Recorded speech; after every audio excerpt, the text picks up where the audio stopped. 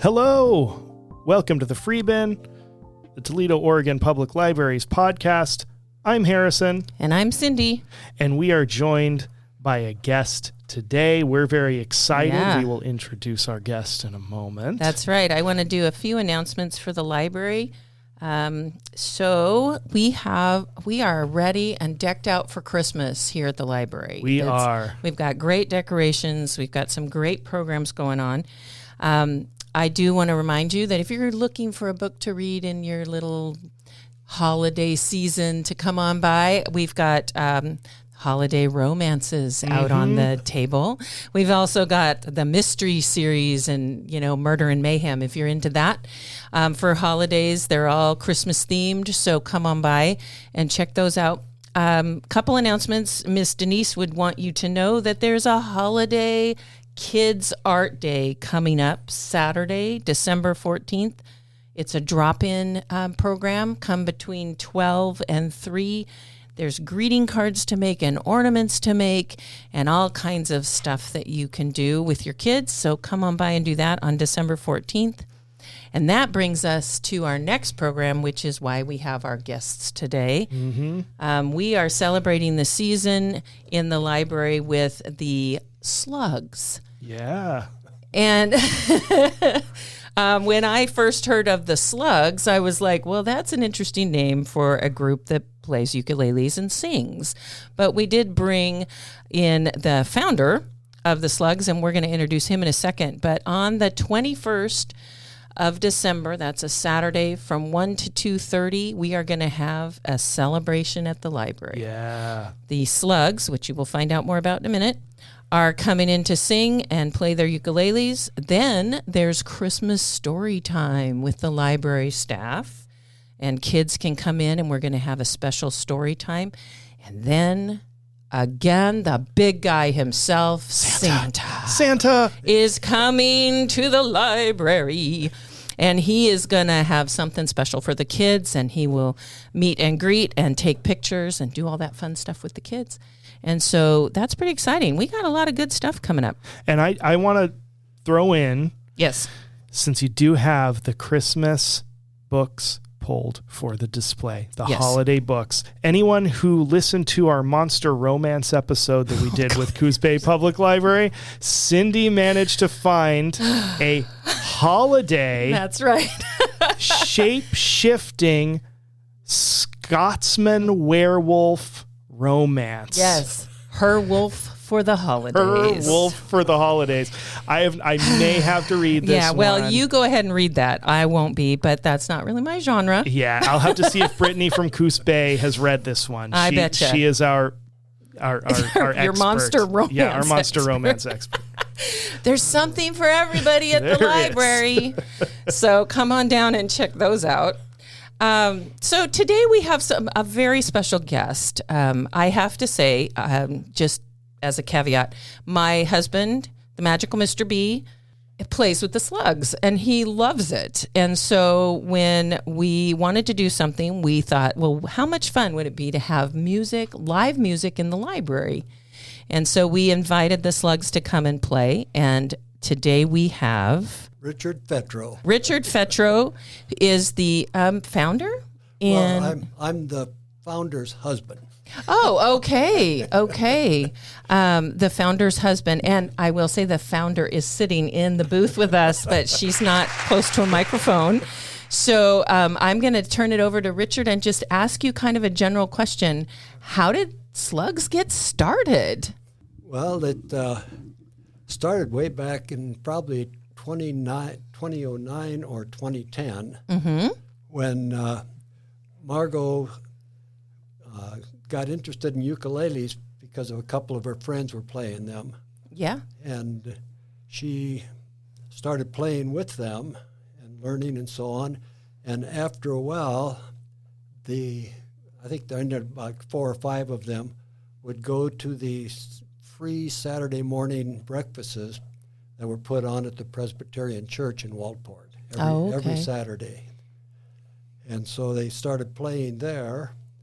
And Scintilla McKinley, who runs the Seashore Literacy program in Walport, was there. She's running the breakfast thing. And she got a hold of Margot and said, would you teach me how to play the ukulele? So Margot, of course, Scintilla has a way of you can't say no. Gotta love those people. And so Margot said yes, and the next thing I knew, we had a couple of ukulele players plus Margot in the basement of our house. They were there once a week for an hour or so practicing and learning, and then it grew to about 4 or 5 people in the basement, and Scintilla had been giving up her lunch hour and figured she had to be back at the Seashore Center. And so we started going there to do the practices and the playing. And Scintilla, again, is kind of her way of getting more people involved. Yeah. And so pretty soon the word got out that, yes, we can go up there, we can learn to play, or we can play. We kept adding people to it. And we just sort of go around the circle playing our songs. And when we had new people who didn't know how to use it, then I would go off in the corner with them for about a half hour and teach them some basic, easy chords. And then we just go back and join the group. Right. And just kept going that way with the program. It sounds like a hobby that got out of control. It was really good because the people we have just all enjoyed themselves and each other. Yeah. And as we went on, we got a gig. Ooh. I think the first one was at a Saturday market, I think. And Margot had arranged that. And then the person who runs that also was Beachcomber Days. Oh, yeah. So she asked Margot, well, can we do that? Yeah. And so we played in the Beachcomber Days. It was just, a year or two before COVID started. And we played there. We had maybe 10 or so of us at that time. Right. And really, as time went on, the next year they said, you come back again? Yeah. Yeah. And then we had the COVID thing. Oh, and then we started back again at the Seashore Literacy area group. Right. And one time, one of the guys there said, we've got our group here. What's going to be our name? Oh, yeah. And not just that weird group of ukulele players that show up. So what's going to be our name? And I thought, well, Seashore Literacy Ukulele Group. And then we came out, well, that's SLUG. Would be the SLUGs. and that was just the way the name evolved. And one of the guys is Charlie Crawford, who was in our group, could also do some artistry a little bit. And he came back with our first emblem of the slug with our music book that we created. Yeah. Yeah, I think that Brett has a T-shirt now. He's got the brand new one. Oh. The first one is very basic. Oh, yeah. No ukulele, just the slug. Just the slug. That's great. Yeah, and I'll say, as someone who never really played with a ukulele until the last couple years, because we have some ukuleles here at the library, but I've been playing guitar, frequently but not too well for like 25 years, and I figured I'll pick up a ukulele. Can't be that hard, but ukuleles are their own thing. That if you're used to having all that fretboard space, and they're tuned differently, and it really is, it's a whole other world of it's a whole different instrument. Yeah. I have a baritone ukulele, and the reason I have that is because I didn't want to learn all the new chords on the other ukulele, so you just play like half the guitar chord on the baritone. Right.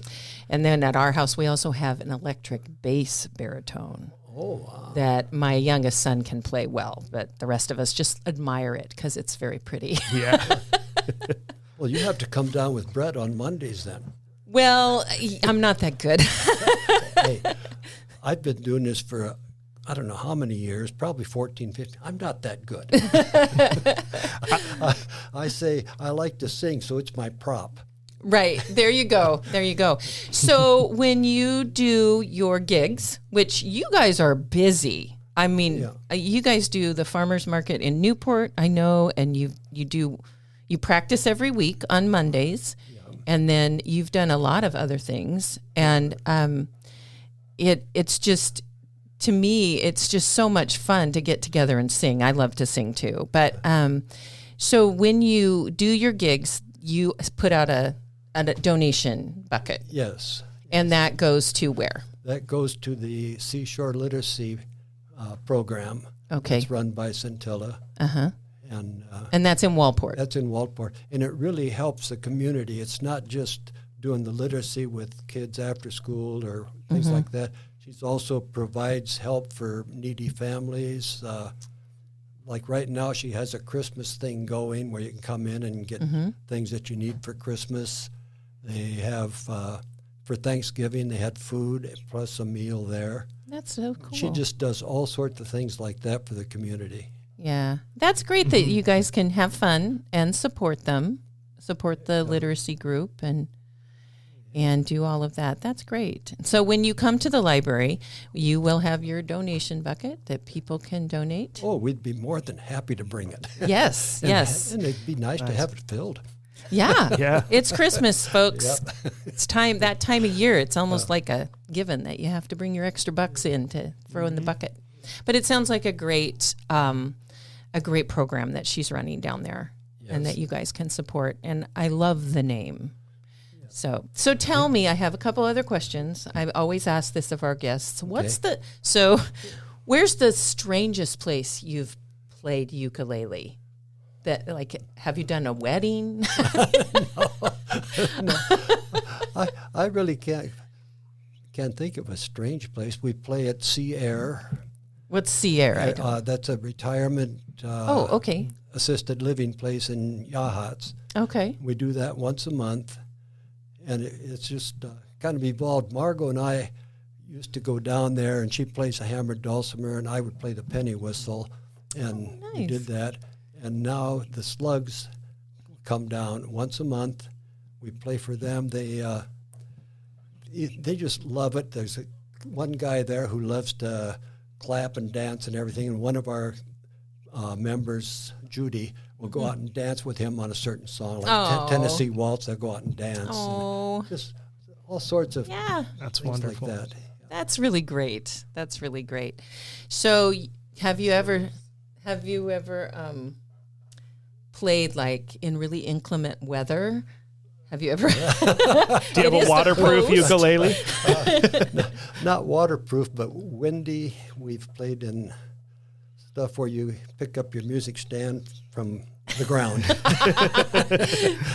All right. Or your music is gone. But, right. But for the most part, we've been lucky in that when the weather is really bad, they've canceled, like the market or something like that. Yeah. Margot, did you want to say something? But there's also Chills. Yeah. Oh, Chills. Yeah, Chills is the restaurant or new cafe in Walport. Okay. It's named after Chuck Hill, who had a video store there for years and years and years. Uh-huh. And then he passed, but the people, very good friends of theirs, just remodeled the whole place and made it into a nice cafe. Mm-hmm. And they have music quite often. They have an open mic every Sunday from 1 until 3. And we go there and play once a month, like I say, from 1 until whenever. Yeah, That goes. And that's a sing-along. We provide music handouts with all of the songs that we are going to play. They have the words for out on the table so people can join in. Nice. Oh, that sounds like fun.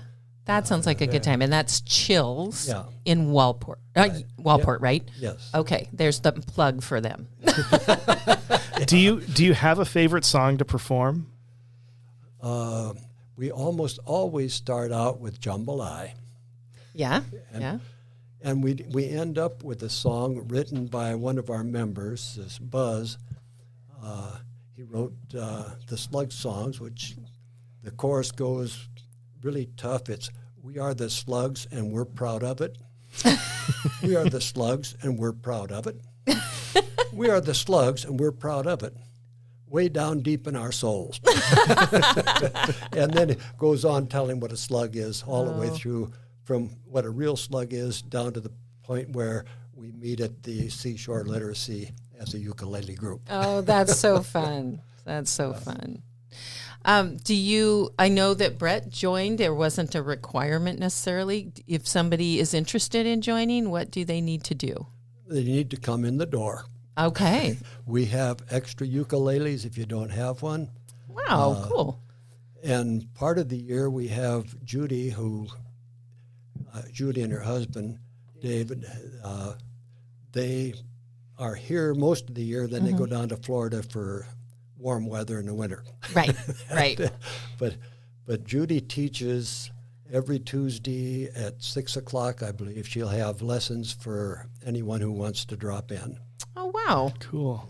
Yeah, and you meet Mondays? Mondays from 1 until 2:30. Okay, all right. And we'd be happy to have anyone stop in.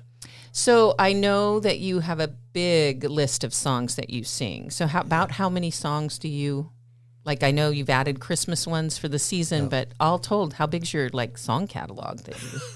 A bunch, huh? It's about inch and a half thick. Yeah, yeah. And all kinds of songs, All kinds right? of songs. It's Yep. from goofy songs to really complex songs, you might say. Uh-huh. Very cool. And so what's the age range of people that play? Let's say from 88 down to probably mid-50s. Oh, okay. Okay. And But younger people are welcome, right? Yes. At one point there for a while we had, I think she's probably about 16 or 17. Uh-huh. Uh-huh. She was with us for a while. Yeah. Well, that's great. It sounds like such a welcoming group. And I Yeah. know Brett felt like he fit right in right away. And he did. He sits right beside me. oh, well, there you A go. lot of the time.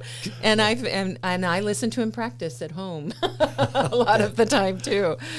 I just haven't pulled out my ukulele in such a long time. I need to do that again. But, it's been a year. Yeah. That's great. It can be hard to find folks to play with if you're starting out. Yeah, because it's hard, and if you don't, you can, I'm sure if you're online, you can get YouTube videos that teach you how to play. Yeah. But it's really not the same as having someone sit beside you and be able to correct you and encourage you. And that's really cool that you guys do that and welcome so many people. There is one other thing that Oh, yes, I please. just looked on here and say, our ukulele group was not as well known as what it is right now. Until about, let's say, 2 years ago, we were joined by Buzz and Tim. And Buzz just really wanted to push that. He came out, okay, we need to do this, we need to do that. Suddenly we have shirts, we have stickers, we have everything for SLUGs. Oh, yeah, Yeah, Tim created a Facebook page for us. Yep. Yeah, and I think I'm a friend of the page. I think I follow it.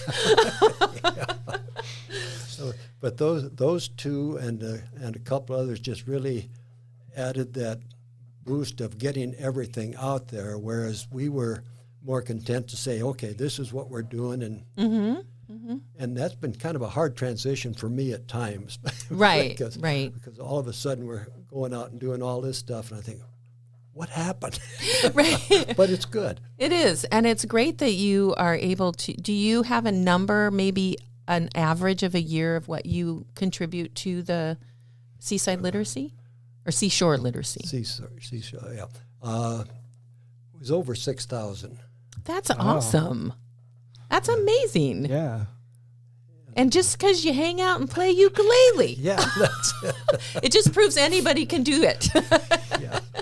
Well, like I say, with Buzz, he'll announce out there, okay, now we have our tip jar here. We usually have it tipped, thousands of dollars would be. We all, whenever we talk about it, it's said, okay, it's for the Seashore Literacy Program. Yeah. Yeah. And they provided, what are those defibrillators? Oh, yeah. We had an unfortunate incident with one of our members who had a heart attack. Oh. And ended up dying there at the Cafe Chill when they would be performing. And so now what do we have? 6 now that are going out in the community of those defibrillators. That's amazing. Wow. And that money was raised primarily through the SLUGs. That's awesome. Those are so valuable. Yeah. Because anyone can use them. You don't have to be trained. You just have to know how to open the box. And it gives you step by step, and it saves lives. Yeah. That's amazing. That's a great thing. Yeah. That's so awesome. Really and a nice thing to do in that person's honor. Yeah. To honor their legacy. Very nice. Well, thank you, Richard, for coming in. Thank you, Margot, for sitting in the background, correcting Richard.